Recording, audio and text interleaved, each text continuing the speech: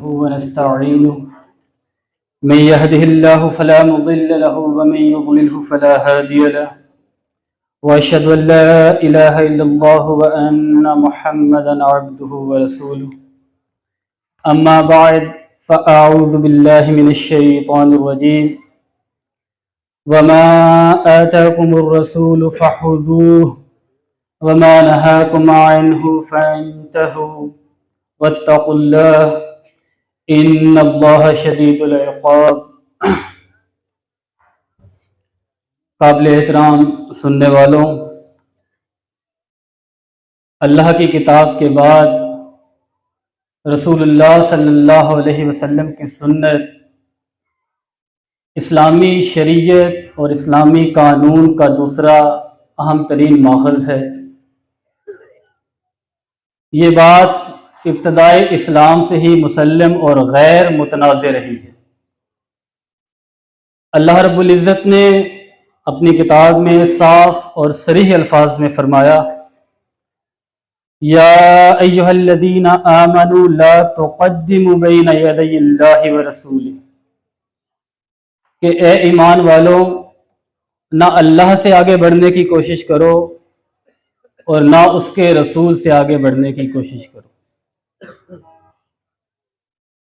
شریعت کے احکامات، ان پر عمل کیسے ہوگا، ان کی تشریحات کیا ہیں، اس کے لیے یہ معاملہ انسان کی اپنی عقل پہ نہیں چھوڑا گیا کہ وہ قرآن کی آیت کو لے اور جس طرح چاہے اس کی تشریح کرتا پھرے، بلکہ اس معاملے کے لیے انسان کو اللہ کے احکامات کا بھی پابند کیا گیا اور اللہ کے رسول صلی اللہ علیہ وسلم کے احکامات کا بھی پابند کیا گیا۔ اس آیت نے یہ بات واضح کر دی کہ انسان کی ہر سوچ، اس کا ہر عمل اللہ کے نازل کردہ احکامات اور اس کے رسول کے بتائے ہوئے طریقے کے مطابق ہوگا تو وہ قابل اعتبار ہوگا، معتبر ہوگا۔ بصورت دیگر انسان اللہ سے بھی آگے بڑھ جائے گا اور اس کے رسول سے بھی آگے بڑھنے کی کوشش کرنے والا ہوگا۔ اس طرح دوسرے مقام پر فرمایا، وَأَنزَلْنَا إِلَيْكَ الذِّكْرَ لِتُبَيِّنَ لِلنَّاسِ مَا نُزِّلَ إِلَيْهِمْ، کہ ہم نے یہ ذکر تیری طرف نازل کیا ہے لِتُبَيِّنَ لِلنَّاسِ، اور اس کا مقصد کیا ہے کہ تو لوگوں کو کھول کے بیان کر دے، لوگوں کو واضح انداز کے اندر بیان کر دے ما نزل الیہم، جو ان کی طرف اتارا گیا ہے، جو ان کی طرف نازل کیا گیا۔ اس آیت سے ایک بات تو سمجھ میں آ گئی کہ اللہ کے جو احکامات ہیں ان کو واضح کرنا کس کا کام ہے؟ اللہ کے رسول کا کام ہے۔ یعنی اللہ کے احکامات ایسے ہوں گے یا ایسے ہیں جن کی وضاحت ہمارے لیے تب ہی ممکن ہو پائے گی جب ہم اللہ کے رسول صلی اللہ علیہ وسلم کی طرف رجوع کریں گے، ان کی سنت کو دیکھیں گے، احادیث کو دیکھیں گے، تو یہ تبیین تب ہی ہو پائے گی۔ اگر رسول کا درمیان میں کوئی کردار نہ ہو تو پھر اس تبیین کا کوئی مقصد نہ ہوگا، اس وضاحت کا کوئی مقصد نہ ہوگا۔ تو جس طرح اللہ کا نازل کردہ اس کے اوپر ایمان لانا ضروری ہے، ایسے ہی اس کے مطابق اللہ کے رسول صلی اللہ علیہ وسلم کی تشریح جو ہے اس پہ ایمان لانا بھی ضروری ہے۔ اور اسی طرح ایک اور مقام پر فرمایا کہ ہم نے یہ کتاب تیری طرف اس لیے نازل کی ہے لِتَحْكُمَ بَيْنَ النَّاسِ، کہ تم اس کے ذریعے سے لوگوں میں فیصلہ کرو۔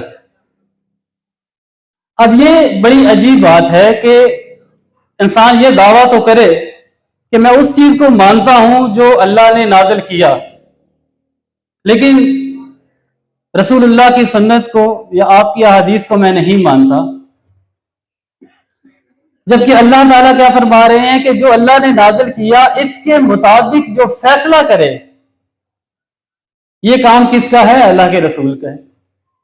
تو کیسی بات ہوگی کہ آپ ایک چیز کو ماننے کے دعوے دار ہوں اور دوسری چیز کہ اس کے مطابق جو اللہ کے رسول صلی اللہ علیہ وسلم کا فیصلہ ہو اس سے صرف نظر کر دیں،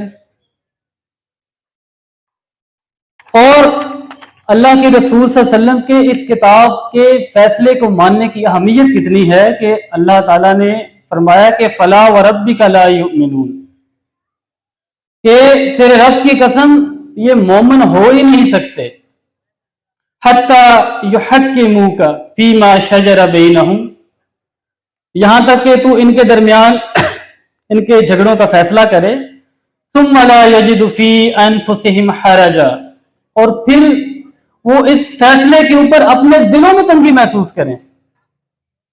یعنی فیصلے کو نہ ماننا تو بڑی دور کی بات ہے، فیصلے کے اوپر اپنے دل کے اندر تنگی کو محسوس کرنا یہ بھی جرم ہوگا، اور وہ شخص ایماندار نہیں ہو سکتا۔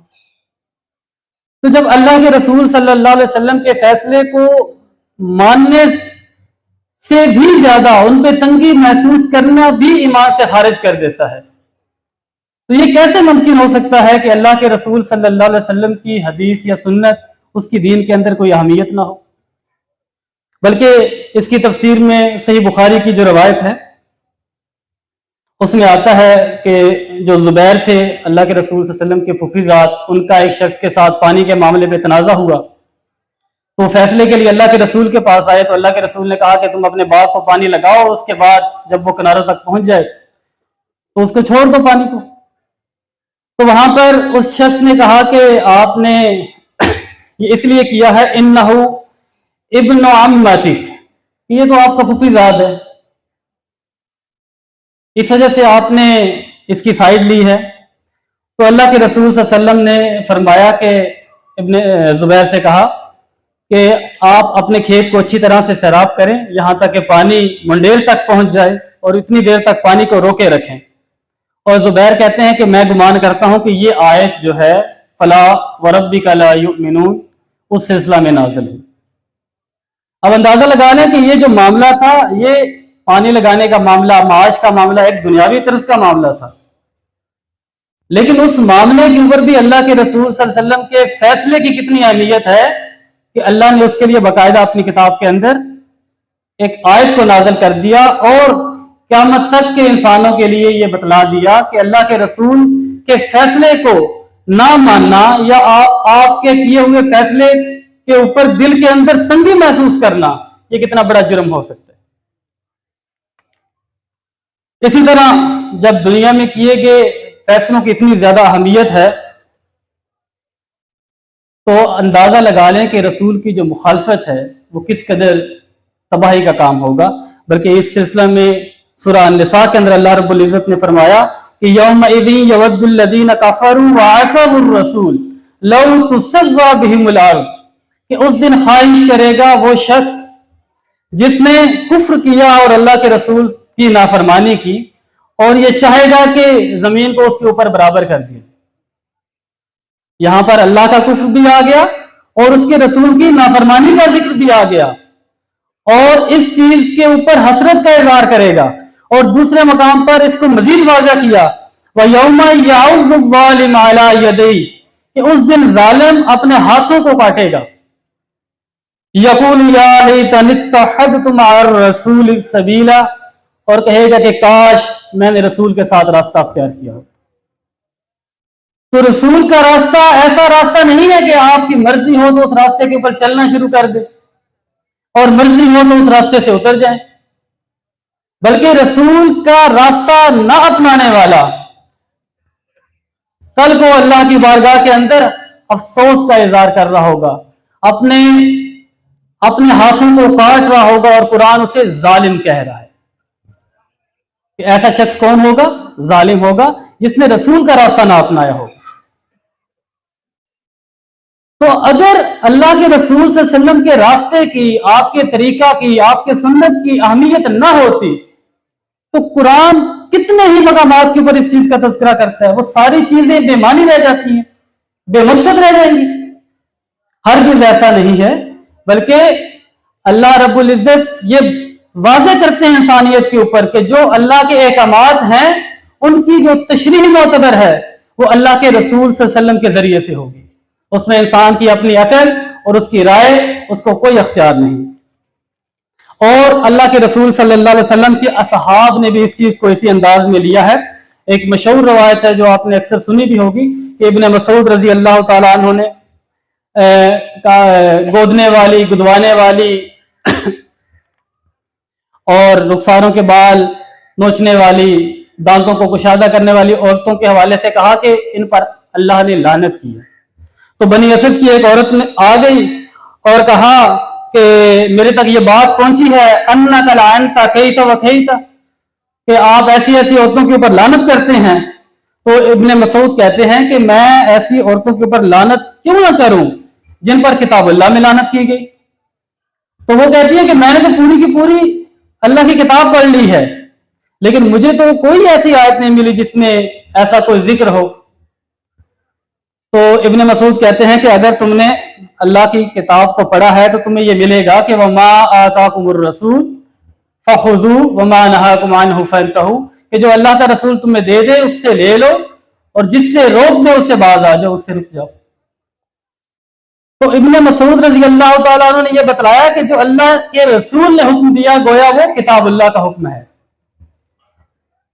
وہ اللہ کا حکم ہے۔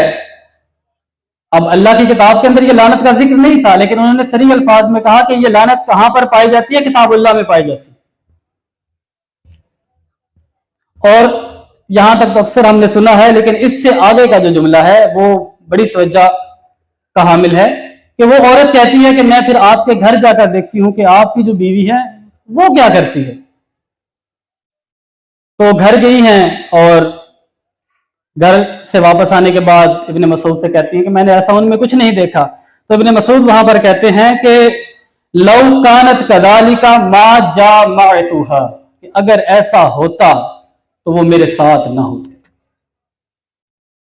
یعنی ان کے نزدیک اللہ کے رسول کی بات کی اہمیت کتنی تھی کہ اس عمل کے اوپر بھی وہ کیا کہہ رہے ہیں، یہ عمل کرنا گناہ کا ہی کام تھا نا، اس عمل کے اوپر بھی وہ کیا کہہ رہے ہیں کہ اگر اللہ کے رسول کی نافرمانی اس عمل کے اندر بھی کی ہوتی تو وہ میرے ساتھ نہ ہوتی۔ اسی طرح عامر الشعبی جو تابعی ہیں وہ کہتے ہیں کہ عمر بن خطاب رضی اللہ تعالیٰ عنہ نے قاضی شریح اس کو لکھا کہ اذا وجدت شیئا فی کتاب اللہ فاقض به ولا تلتفت الی غیرہ، کہ جب تمہیں فیصلہ کرنا ہو تو تم اللہ کی کتاب کی طرف رجوع کرو، اس میں دیکھو اس چیز کو، اور اس کے علاوہ کسی اور کی طرف التفات نہ کرو۔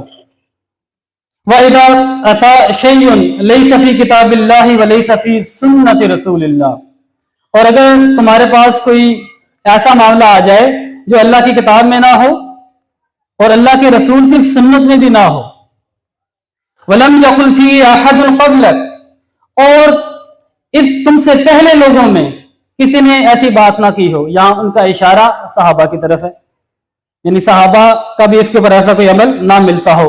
فَإِن شِئْتَ أَن تَجْتَهِدَ رَأْيَكَ فَتَقَدَّمْ، تو تمہارے پاس اختیار ہے کہ اگر تم چاہو تو اپنی رائے سے فیصلہ کرو، اپنی رائے کو مقدم کر لو، یعنی جو اللہ کی کتاب میں بھی معاملہ نہ مل رہا ہو، اللہ کے رسول کی سنت میں بھی معاملہ نہ مل رہا ہو، تو پھر تمہارے پاس اختیار ہے کہ تم اپنی رائے کو سامنے لاؤ۔ وَإِن شِئْتَ أَن تَتَأَخَّرْ فَتَأَخَّرْ، اور اگر تم چاہو تو اپنی رائے کو مؤخر کر دو۔ رائے کو مؤخر کرنا کیا ہوگا؟ وہاں پر خاموش ہو جاؤ، سکوت کا اظہار کرو۔ اور پھر وہ آگے کہتے ہیں کہ وَمَا أَرَىٰ التَّأَخُّرَ إِلَّا خَيْرًا لَكَ، اور میں یہ سمجھتا ہوں کہ وہاں معاملے کو چھوڑ دینا ہی تمہارے لیے بہتر ہے۔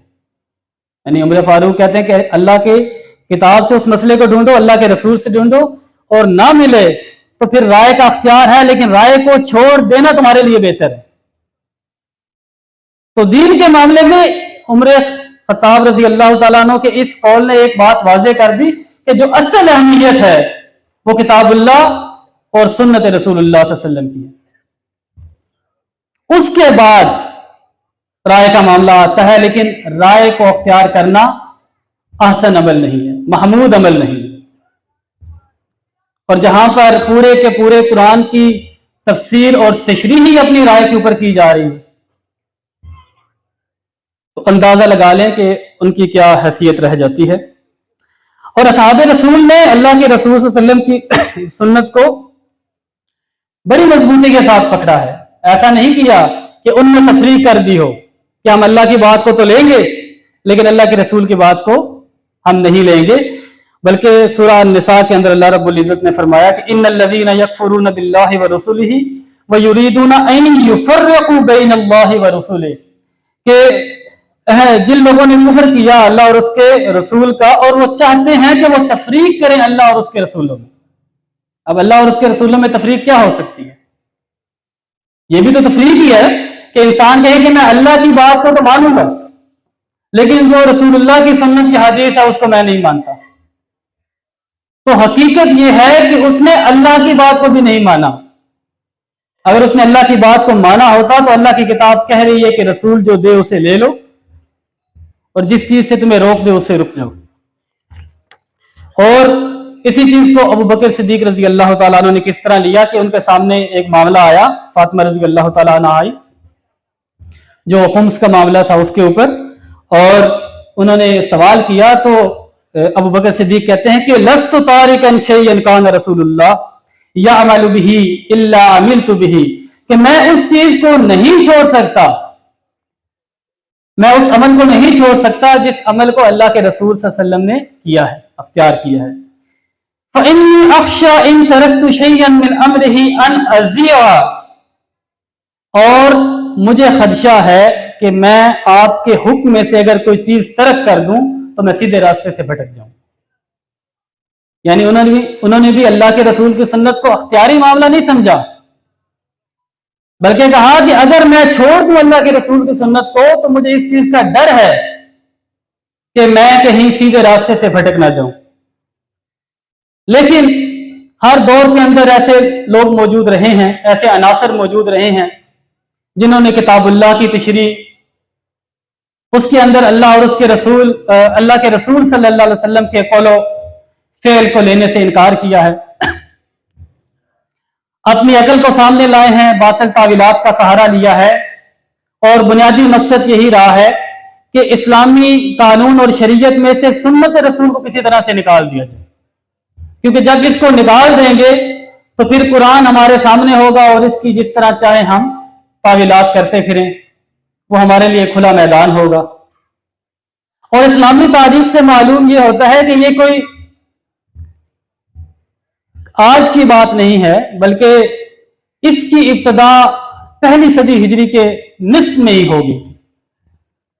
यानी हदीस को ना मानना, उसका इनकार करना, उसको इस्लामी कानून से निकालना, इसकी कोशिशें पहली सदी के निस्फ से ही शुरू हो गई थी। यहां तक कि हसन बसरी कहते हैं कि एक दफा इमरान बिन हुसैन रजी अल्लाह तआला अन्हु हमारे दरमियान बैठे थे और एक शख्स आया, उसने कहा, वो हदीसें सुना रहे थे, इमरान बिन हुसैन अल्लाह के रसूल की बातें सुना रहे थे, तो वो शख्स कहता है कि हद्दिसना बिल कुरान, कि आप हमारे साथ कुरान से बात करें, कुरान की बात करें हमारे साथ। तो वो वहां पर कहते हैं कि तुम कुरान में ये तो पढ़ते हो कि अकीमुस्सला व आतुज़ ज़का, सलाह कायम करो, ज़कात अदा करो, लेकिन क्या तुम मुझे बता सकते हो कि तुम पहचानते हो कि सलाह के मवाक़ीत क्या हैं, उसके कितने रकुआत हैं, कितनी रकात हैं, कितने सजूद हैं, क्या हदूद हैं, और इस तरह क्या तुम मुझे बता सकते हो कि ज़कात का तो जिक्र है लेकिन सोने पे ज़कात क्या होगी, जानवरों पे ज़कात क्या होगी, माल के ऊपर ज़कात क्या होगी। अब उस शख्स के पास इस चीज का कोई जवाब नहीं था।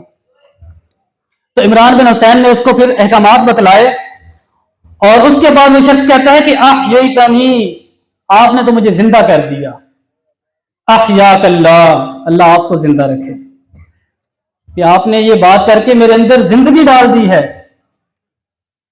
और उसके बाद हसन बसरी कहते हैं कि वो शख्स मुसलमानों के फुकहा में शुमार होता था, यानी ऐसा अल्लाह के रसूल सल्लल्लाहु अलैहि वसल्लम की सुन्नत के साथ चिमटा कि उसका शुमार मुसलमानों के फुकहा में हुआ।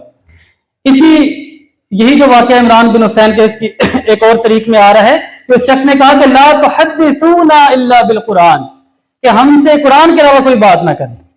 तो उन्होंने फिर ये कहा, और साथ ही उन्होंने कहा कि अगर तुम छोड़ दोगे अल्लाह के रसूल की बात को, अल्लाह तज़िल्लुन्ना, तो तुम गुमराह हो जाओगे।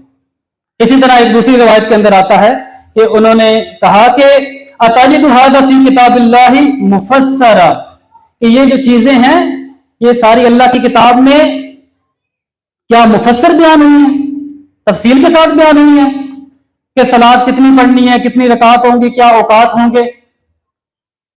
इन्ना किताब अल्लाह अबहम हादा, किताब अल्लाह ने तो इनको मुबहम अंदाज के अंदर अजमाली तौर पे बयान किया है।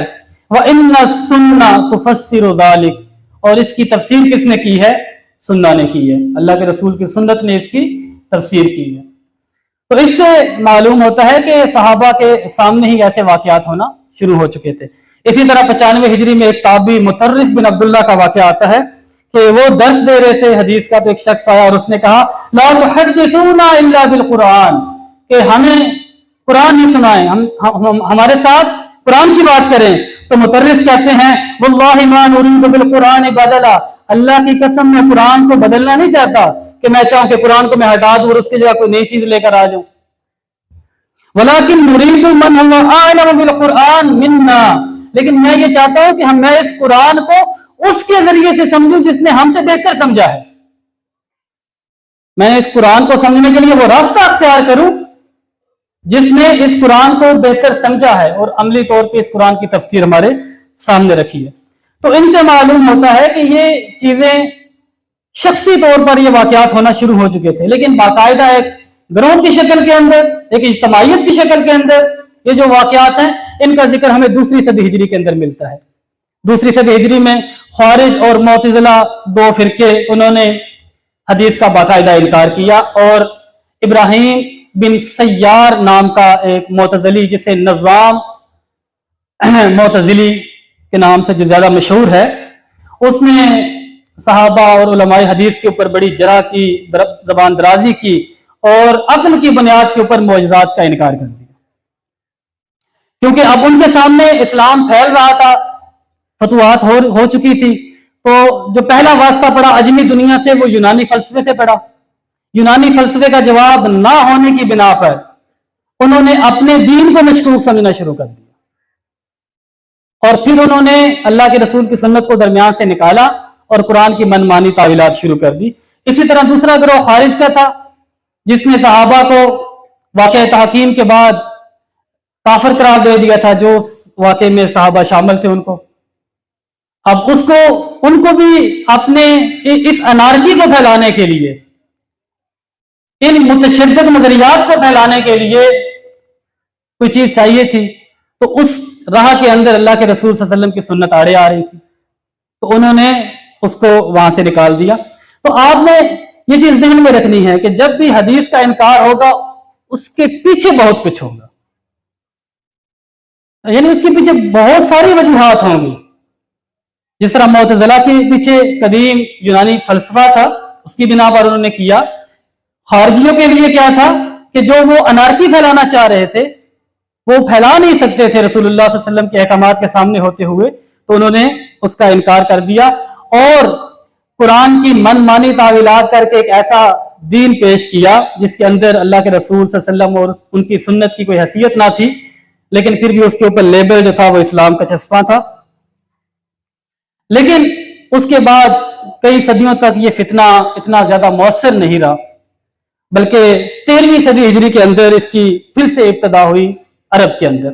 मुस्तफ़ा सबाई अपनी किताब अस्सुन्ना व मकानतुहा में लिखते हैं कि हमारी इस सदी के अंदर बहुत सारे नावाकिफ लोग सुन्नत की हुज्जियत का इनकार करने के लिए उठ खड़े हुए हैं, और फिर वो अल-मनार नामी एक रसाले के अंदर शाया होने वाले तौफीक सदकी के 2 मज़ामीन की बात करता है, जिनमें वो कहता है कि अल इस्लाम हुवल कुरान वहदा, कि इस्लाम जो है वो सिर्फ कुरान है। और यहां से अरब की सरजमीन से होता हुआ फिर ये फितना अजम के अंदर आता है, बरे सगीर के अंदर, और बरे सगीर में ये फितना तजद्दुद फी दीन के टाइटल से आता है, दीन के अंदर जिद्दत के हवाले से, क्योंकि ये वो दौर था जब यूरोप के अंदर साइंसी तरक्की अपने अरूज के ऊपर थी। यूरोप में मजहब को अलग से एक खाने में रख दिया गया था और साइंस को अलग से एक खाने में रख दिया, तो वहां पर जो भी जाता उस चीज से मुतासर होता, और जो मजहबी कायदीन थे ईसाइयत के, उन्होंने हार मान ली थी साइंस के सामने और तस्लीम कर लिया था कि बाइबल के अंदर साइंस की गलतियां मौजूद हैं। इस वजह से जो भी यहाँ से जाता वहां पर उस माहौल को देखता तो वो अपने नजरियात के हवाले से मशकूक हो जाता, अपने दीन के हवाले से मशकूक हो जाता। तो इसी दौर के अंदर सर सैयद अहमद खान वहां जाते हैं और जब वो वापस आते हैं तो फिर वो कुरान की तशरीह जो करते हैं वो जिद्दत पसंदी के लिहाज से करते हैं, क्योंकि साइंस मौजज़ात को नहीं मानती। तो उन्होंने सबसे पहले क्या किया कि कुरान के अंदर आने वाले सारे मौजज़ात का इनकार कर दिया और उनकी तावीलात की। उनकी तावीलात आप उनकी जो तफसीर अल कुरान के नाम से उसके अंदर देख सकते हैं। मिसाल के तौर पे वो कहते हैं कि फज़रिब बिआसाक अल हजर, तो इसमें इज़रिब का मतलब है कि आप मुशक्कत करते हुए, जहद करते हुए आप पहाड़ के ऊपर चढ़े। जब वो पहाड़ के ऊपर चढ़े तो उनको वहां चश्मा नजर आया, फिर उस चश्मे से उन्होंने 12 चश्मे निकाले। तो ये कोई मौजज़ा नहीं था कि उन्होंने लाठी मारी हो चश्मे निकल आए हों, बल्कि ये उनकी एक कोशिश थी जिसको अल्लाह ताला ने इस अंदाज में बयान किया। तो इस तरह से जितने मौजज़ात थे उन सब का उन्होंने इनकार किया। सर सैयद को अपने रुफका भी मिल गए जिनमें मौलवी चिराग अली का नाम भी है, अब्दुल्ला चकड़ालवी का नाम भी आता है। ये अब्दुल्ला चकड़ालवी वो था जिसने अहलुल कुरान के नाम से बाकायदा एक फिरका बनाया था और इसने ये कहा था कि हदीस को मानना जुल्म भी है, कुफ्र भी है और शिर्क भी है, नाउज़ुबिल्लाह। उसके बाद मौलवी अहमदुद्दीन अमृतसरी का नाम आता है। असलम जिराजपुरी बड़ा मशहूर है इस हवाले से, और उसने ये बात कही थी कि कुरान वाज़े और रोशन है, इसकी ताबीर को समझने के लिए हमें बाहर से किसी चीज की जरूरत नहीं है। और इसी असलम जिराजपुरी के बाद उसके शागिर्द रशीद गुलाम अहमद परवेज ने इस नजरिए को हाथों हाथ लिया और परवेज ने फिर इस नजरिए को जिस तरह से अपनी सबकत लसानी से फैलाया वो अपनी मिसाल आप है। उसकी किताबें जो हैं तफसीर कुरान की जो उसकी किताब है मुतालिबुल फुरकान, लुगातुल कुरान, मफहूमुल कुरान, इनको पढ़कर देखा जाए तो उसमें एक ही चीज नजर आती है कि शरीयत को समझने के लिए हदीस की जरूरत बिल्कुल भी नहीं, बल्कि उसने तो यहां तक कह दिया था कि अल्लाह के रसूल सल्लल्लाहु अलैहि वसल्लम एक बशर हैं, बशर होने के नाते आपसे गलतियां हुई हैं, इस वजह से जो आपकी तशरीहात या ताबीरात हैं उनके अंदर गलतियों के इम्कानात हैं, तो इसके लिए हमें किसी हदीस की भी जरूरत नहीं। तो वो इतने आगे बढ़ गए फिर इस मामले के अंदर। बहरहाल एक चीज इनमें कॉमन रही है कि इन्होंने कभी भी मनफी उन्वान से इस दावत को नहीं चलाया, इनकार हदीस की दावत। अगर आप इनकी तारीख को पढ़ें उनमें उन्वान मुस्बत मिलेगी इनका। मिसाल के तौर पे वो कहते हैं कुरान की तरफ रजू करो। अब कौन कुरान की तरफ रजू नहीं करना चाहेगा? इसी तरह वो कहते हैं कि ये हदीस है जिसने उम्मत के अंदर इतने फिरके बना दिए, मुख्तलिफ ग्रोह बन गए। बंदे भी सोचते हैं जी हर शख्स के पास अपने अकीदे को साबित करने के लिए दलील हदीस से ही मिलती है, और ज़ईफ है, मौजू है, जो भी है वो एक अलग मामला है, दलील वो हदीस से ढूंढ के लाता है। तो वाकई कहीं ना कहीं ये बात समझ में आती है कि हदीस ने दीन के अंदर फिरके बनाए, नाउज़ुबिल्लाह। तो इस तरह के उन्वानात से ये आगे बढ़े हैं। और कभी ये तासर दिया कि फरमाया हदीस तो अल्लाह के रसूल सल्लल्लाहु अलैहि वसल्लम की वफात के इतने सालों के बाद लिखा गया। इमाम बुखारी तो 3री सदी हिजरी के बंदे हैं, तो ये 200-250 साल का जो गैप है, इस गैप में पता नहीं कितनी चीजें खुद से शामिल कर दी गई होंगी। तो ये भी लोगों के, पढ़े लिखे लोगों के जहनों को चीज अपील करती है। वाकई 200-250 साल बाद जो वाकया लिखा जाए उसकी क्रेडिबिलिटी क्या होगी। इसी तरह उन्होंने ये तासर दिया, जिस तरह मैंने पहले कहा कि रसूल बशर होने के नाते से गलती भी कर सकते हैं, इसलिए मोतबर तशरीह कुरान की कुरान ही है बस। और कभी ये तासर दिया कि रसूल से मुराद कुरान है, तो जहां पर रसूल की इत्तबा का हुक्म आया दर हकीकत वहां पर कुरान की इत्तबा का हुक्म। यानी मुख्तलिफ तरह की ताविलात से उन्होंने क्या किया, हदीस का इनकार किया। और फिर उन्होंने जो इस्लाम की सूरत दी वो कुछ इस तरह से बनती है कि उनके नजदीक इस्लाम सिर्फ नेकी का नाम है। जो बंदा अच्छा काम कर रहा है वो अपने आप को मुसलमान कह सकता है, चाहे वो यहूदी है, चाहे वो ईसाई है, चाहे वो कोई भी है, उसके लिए किसी इकरार और तस्दीक की उसे जरूरत नहीं है। इस तरह अकायद और ईमानियात की जो बुनियादी चीजें थी उनके हवाले से उन्होंने कहा कि अंबिया से मुतल्लिक जो ईमान है इसकी हैसियत जुज़वी है। अंबिया के ऊपर ईमान लाना इसकी हैसियत क्या है, जुज़वी है। बगैर नबियों को माने भी एक शख्स मुसलमान हो सकता है, नाउज़ुबिल्लाह। इस तरह आखिरत के हवाले से उन्होंने क्या कहा कि अगला आने वाला दिन जो है वो पिछले दिन के हिसाब से क्या है, वो आखिरत बन जाता है। और इस तरह मलाइका के हवाले से उन्होंने कहा कि ये नेकी की खसलतें हैं, शयातीन के हवाले से कहा कि ये बुराई की खसलतें हैं जो किसी भी इंसान के अंदर जज्बात नेकी और बुराई के पाए जाते हैं। एक मलाइका है और दूसरे शयातीन है। तो जो बुनियादी अकायद थे ईमान के, उनके ऊपर इन्होंने वार करना शुरू कर दिया। और फिर इबादत के हवाले से भी जाहिर सी बात है, जब हदीस को दरमियान से निकाला तो इबादत पीछे क्या रहेगी। फिर इन्होंने ये कहा कि इबादत कोई मुतय्यन नहीं है, जिस तरह चाहे कोई इबादत करे। जो 2 वक्त की सलाह पढ़ना चाहता है 2 वक्त की पढ़े, जो 3 की पढ़ना चाहता है 3 की पढ़े, कुर्बानी हज वगैरह जिस तरह चाहे कोई करना चाहे। और फिर तरह तरह के इन्होंने उसके लिए नजरियात दिए। और फिर आपको इनमें नजर भी आएंगे, यानी इनके बाज ग्रोह ऐसे हैं जो 3 वक्त की सलाह के कायल हैं, बाज 2 की सलाह के कायल हैं और 2-2 रकात के कायल हैं। इस तरह की बहुत सारी तावीलात इन्होंने की। तो इस तरह से दीन की जो शक्ल इन्होंने पेश कर दी, नहीं वो ऐसी बिगड़ी हुई शक्ल थी जिसको मानना बहुत मुश्किल नजर आता है किसी भी इंसान के लिए कि 14 सदियों का कम से कम एक तसलसल तो ये है। यानी एक सवाल कम से कम ये किया जाए कि सलाह का मसला जो है 14 सदियों में जितने भी गिरोह रहे हैं, जितने भी फिरके रहे हैं, उन्होंने सलाह को पढ़ा है, इसको कायम किया है। अगरचे उनके नजरियात गलत थे, कुफ्र और शिर्क थी उनके अंदर, जो भी मामला रहा है और आज तक ऐसा होता रहा है। तो ये एक तारीखी तसलसल है। क्या आप ये बतला सकते हैं कि इन किस साल में सलाह शुरू करने का काम घड़ा गया? यानी कोई तो दलील होगी ना आपके पास, जी अल्लाह के रसूल की जिंदगी में नमाज सलाह नहीं थी, उसके बाद 200 सालों तक नहीं थी, 400 सालों तक नहीं थी, 5वें साल 500 साल में या 600 साल में सलाह को घड़ा गया और उसके बाद ये आगे फैली। कोई एक चीज तो ऐसी आप दिखा सकते हैं। तो बहरहाल उन्होंने दीन की ऐसी शक्ल पेश कर दी जिसको मानना एक ऐसे बंदे को जो कुरान और सुन्नत से तमस्सुक रखता है उसके लिए मुमकिन ही ना रहा। बहरहाल ये जितने भी लोग थे जिनका तज़किरा किया है, इनमें एक चीज कामन थी, इन्होंने हदीस का कुल्ली तौर पे इनकार किया। हाँ, जहां अपने मतलब की जो बात नजर आती थी उन्हें, जिस बात का तल्लुक अखलाकियात के साथ होता या दीगर माशरती मसाइल के साथ होता, तो उसको मर्जी के मुताबिक ले लिया करते थे। लेकिन आज जदीद दौर में इतने इल्मी तवारिस के बाद जिस शिद्दत के साथ ये इस सदी के अंदर इसने वार किया है, ये बहुत खतरनाक वार है कि अब वो खत्म हो गए लोग जिन्होंने कहा कि हदीस की कोई जरूरत नहीं है। अब ऐसे लोगों ने जन्म लिया जिन्होंने कहा जी हम हदीस को मानते हैं, हमारी किताबों को उठाकर देख लो वहां हदीसें लिखी गई हैं। लेकिन उन्होंने हदीसों की इस तरह से ताबीरात की हैं, इस तरह से हुलिया बिगाड़ने की कोशिश की है कि इंसानी अकल जो है वो हैरान रह जाती है। और जो लोग किताबुल्लाह से नहीं चिमटते, अल्लाह के रसूल की सुन्नत को नहीं पढ़ने की कोशिश करते, वो इस फितने के अंदर अक्सर आ जाते हैं। और इसी फितने को उठाने में और आगे फैलाने में इस असर हाजिर में गामदी और उसके मकतबा फिक्र लोगों का बहुत ज्यादा किरदार है।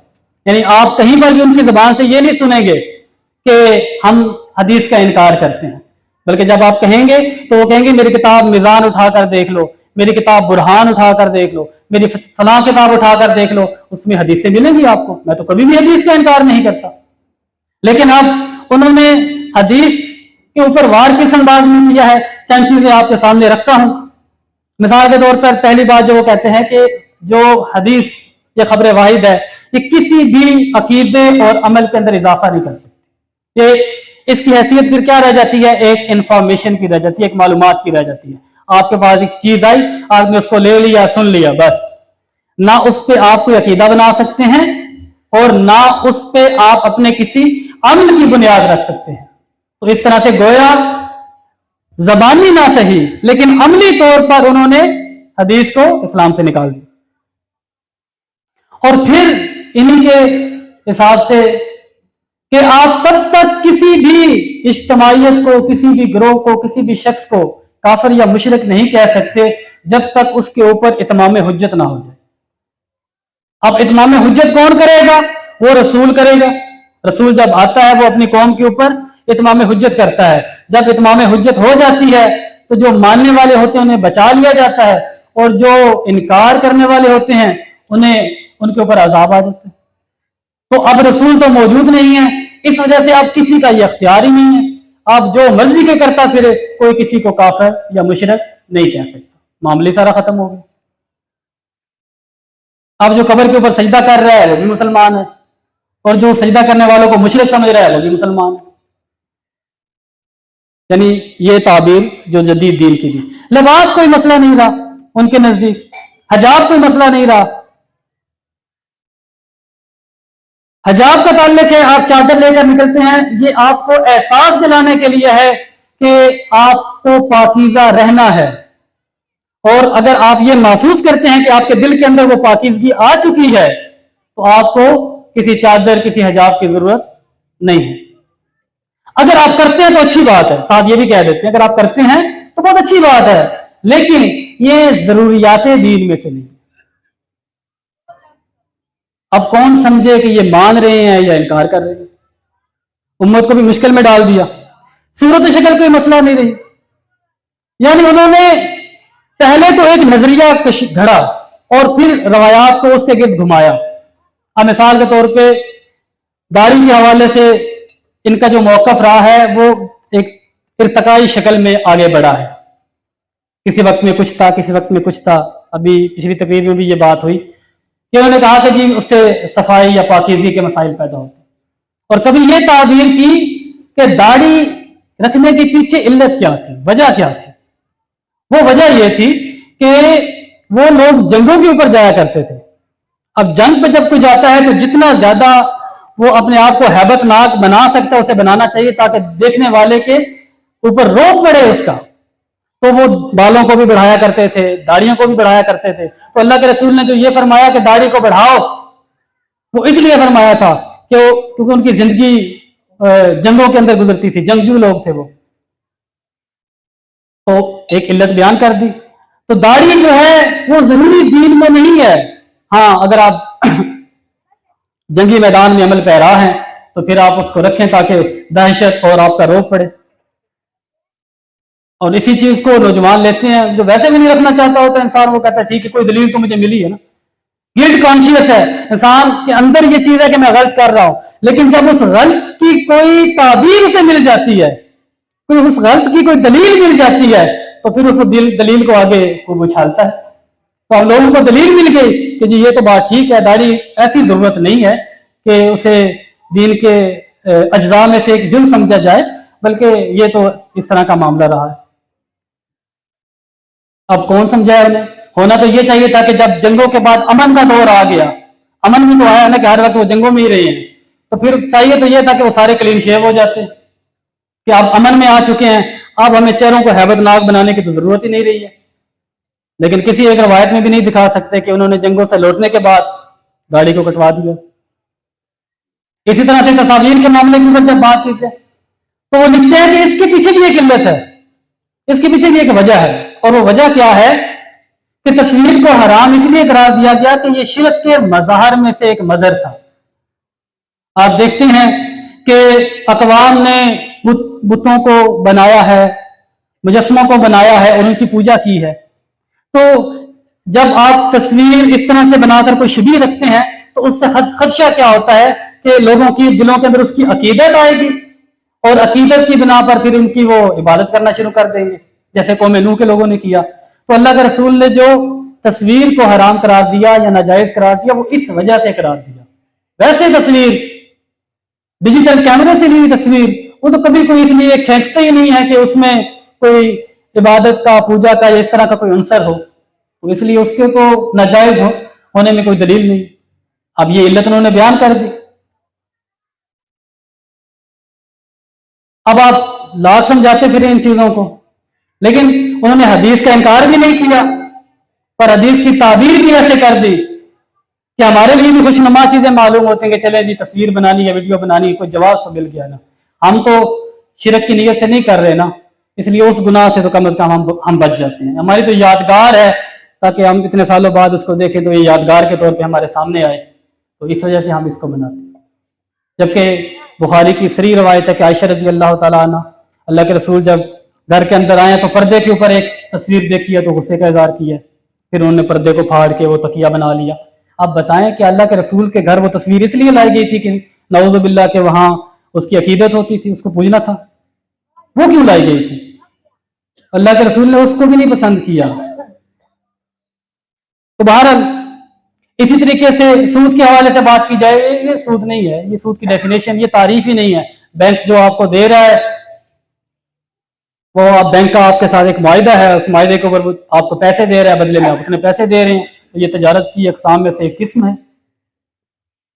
सूद का मामला भी खत्म हो गया।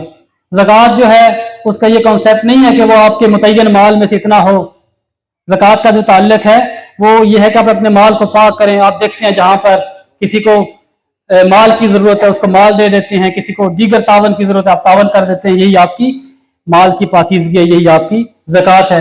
ईमान बिल रसालत जो है उसकी कोई इतना ज्यादा अहमियत नहीं है, बल्कि अगर इंसान अल्लाह को मानने का दावेदार है और आखिरत को मानने का दावेदार है तो वो इंसान कामयाब होने वाला है, चाहे वो यहूदी है, चाहे वो ईसाई है, चाहे वो किसी भी मजहब से उसका ताल्लुक है। ये सारी कुरान और हदीस को मानने के बाद ये जदीद ताबीरात पेश की जाती हैं। आप उन्हें आप लाभ कहते फिरे कि आप हदीसों का इनकार कर रहे हैं, वो कभी भी इस चीज को नहीं मानेंगे। तो कहते हैं कि हम तो हदीस को पेश करते हैं। हाँ, हदीस का जो मफहूम हम बयान करते हैं ये आपके मफहूम से थोड़ा अलग है, तो यहाँ फहम का फर्क आ गया, यहाँ पर थोड़ा सा बात को समझने का फर्क आ गया। तो बहरहाल उन्होंने दीन की शक्ल ऐसे बना दी है जैसे कोई सयाल माया हो कि जिस बर्तन में आप डालें उस बर्तन में वो डलता चला जाए, दीन की कोई हदूद ही ना रहे। आप चाहें तो गिलास में डालें तो गिलास की शक्ल बन जाए, कप में डालें तो कप की शक्ल बन जाए।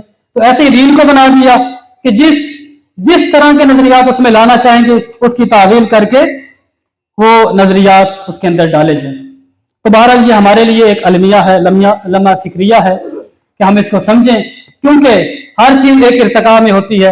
एक इंसान अगर किसी एक कब्र परस्त है, वो उस कब्र परस्ती को छोड़ के थोड़ा सा इर्तिकाई अमल में आगे आ जाता है, उसके पास कुछ दलाइल आ जाते हैं। बढ़ते बढ़ते बाज़ औक़ात क्या होता है कि एक बंदा ईमानदार बन गया, लेकिन ईमानदार बनने के बाद उसका जो इर्तिका फिर होता है वो फितना इनकार हदीस की तरफ हो जाता है। ये आपके सामने भी ऐसे लोग रहे होंगे। तो हमें जरूरत इस नंबर की है कि हम खुद से दीन को पढ़ने और समझने की कोशिश करें, किताबुल्लाह को ज्यादा से ज्यादा पढ़ें और अल्लाह के रसूल सल्लल्लाहु अलैहि वसल्लम की सही अहदीस को पढ़ें और अपनी जिंदगियों में लाने की कोशिश करें। दीन हमारे अकल का नाम नहीं है, जैसे कि अली रज़ी अल्लाह तआला अन्हु की रवायत भी पेश की गई कि अगर अकल होता तो मसा नीचे से किया जाता। दीन उसी चीज का नाम है जो अल्लाह के रसूल सल्लल्लाहु अलैहि वसल्लम ने दे दिया है। इस वजह से जब अल्लाह के रसूल की जात को दरमियान से निकाला जाता है तो फिर दीन की जो ताबीर आप करना चाहें करते फिरें, आप खुले हैं, आप आजाद हैं। तो अल्लाह रब्बुल इज्जत से दुआ है कि अल्लाह हमें ऐसे सारे फितनों से महफूज रखे। अल्लाहुम्मा अरिनल हक़्क़ हक़्क़न वरज़ुक़ना इत्तिबाअहु व अरिनल बातिला बातिलन वरज़ुक़ना इज्तिनाबहु।